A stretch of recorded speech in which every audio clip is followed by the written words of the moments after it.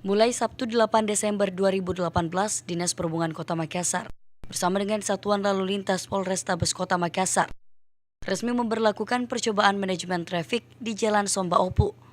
Yang sebelumnya berlaku jalan satu arah dari utara ke selatan, kini diterapkan satu arah dari selatan ke utara, di mana tujuan pengalihan jalan tersebut diharapkan dapat mengurai kemacetan yang kerap terjadi di sekitar Jalan Somba Opu, Jalan Lamadu Keleng, dan Jalan Sultan Hasanuddin. Kepala Dinas Perhubungan Kota Makassar, Mario Said, mengatakan bahwa seluruh pengguna jalan yang melintas dari Jalan Lamadu Keleng dan Jalan Sultan Hasanuddin ke utara, serta akan melintasi jalan tol dengan melalui Jalan Nusantara 1, boleh berbelok ke kiri, ke arah barat Jalan Muhtar Lutfi, kemudian belok kanan memasuki Jalan Somba Opu ke utara.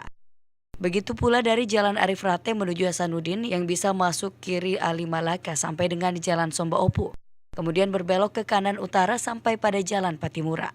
Jadi hari ini kita sudah mulai uji coba atau simulasi mengenai perubahan arus yang ada di Somba Opu. Kita berharap ini bisa memecah kemacetan atau perlambatan di Jalan Hasanuddin.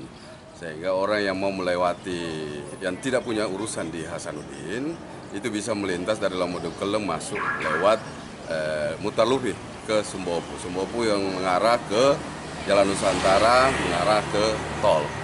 Begitu pula bisa dari Arif Rate masuk Hasanuddin, kalau dia tujuannya mau ke bandara misalnya, tujuannya mau ke Nusantara, ya silahkan melewati Jalan Ali Malaka, terus kanan masuk Somba Opu, keluar Patimura.